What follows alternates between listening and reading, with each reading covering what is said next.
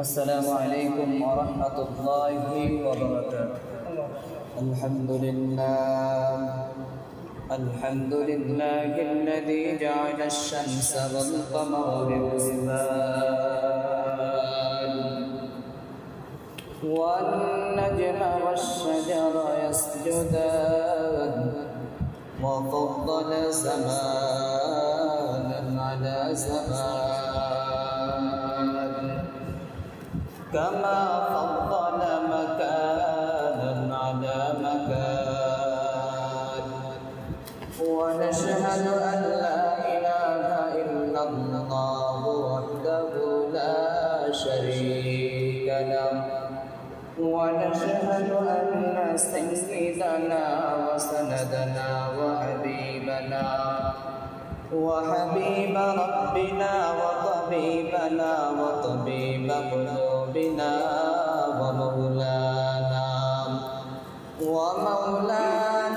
محمدا عبده ورسوله صلى الله عليه وعلى آله وأصحابه وبارك وسلم تسليما كثيرا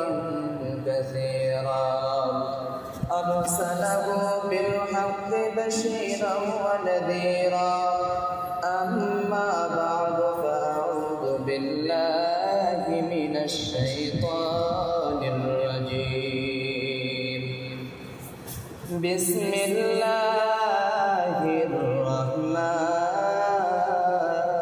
الرحيم حافظوا على الصلوات والصلاة الوسطى وقوموا لله قانتين صدق الله المولانا العظيم وصدق رسوله النبي الكريم ونحن على ذلك من الشاهدين والشاكرين والحمد لله رب العالمين.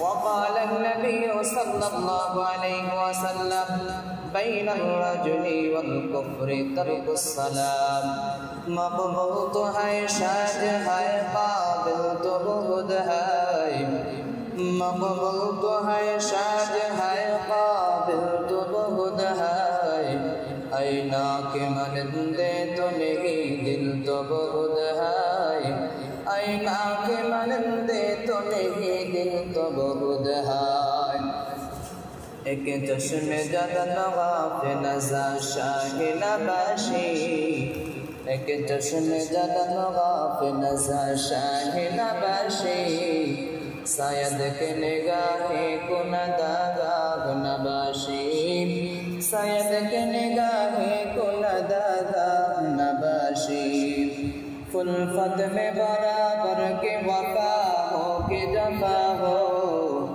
फुलफत में बराबर के वफा हो के जफा हो हर चीज में लज्जत है अगर दिल में मजा हो हर चीज में लज्जत है अगर दिल में मजा हो ला इलाहा इल्लल्लाह ला इलाहा इल्लल्लाह ला इलाहा इल्लल्लाह ला इलाहा इल्लल्लाह ला इलाहा इल्लल्लाह मुहम्मदुर रसूलुल्लाह সকলে বলি সাল্লাল্লাহু আলাইহি ওয়াসাল্লাম।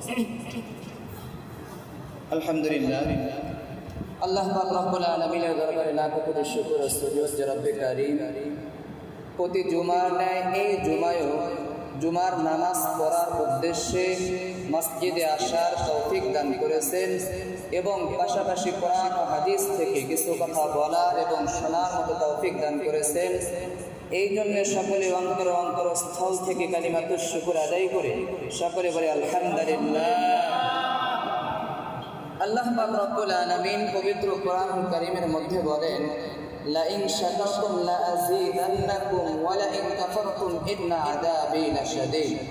যারা আমি আল্লাহর নিয়ামত পাওয়ার পরে নিয়ামতের শুকরিয়া আদায় করে, আমি আল্লাহ ওই বান্দার নিয়ামত আরো বাড়ায় দেই। সকলে সুবহানাল্লাহ। আর যারা আমি আল্লাহর নিয়ামত পাওয়ার পরেও নিয়ামতের শুকরিয়া আদায় করে না, আমি আল্লাহ বান্দাকে যে নিয়ামতগুলো দিয়েছি ওই নিয়ামতগুলো বান্দার কাছ থেকে ছিনায়, শুধু ছিনায় নেই না, বান্দাকে কঠিন আযাবের মধ্যে গ্রেফতার করে দেয়। সাথে বলি নাউযুবিল্লাহ। সময় একদম অল্প, এই অল্প সময়ের মধ্যে পবিত্র কোরআন কারীমের ছোট্ট একটা আয়াতে কারিমা পাঠ করেছি। হাজার লক্ষ হাদিস থেকে ছোট্ট একটা হাদিস আপনাদের সামনে পাঠ করেছি। দুইয়ের সমন্বয়ে কিছু কথা বলবো। আল্লাহ রাব্বুল আলামিন আমাকে ভালোভাবে বলার এবং আপনাদেরকে ধৈর্য সহকারে শোনার মতো তৌফিক দান করেন। সকলে বলে আমিন।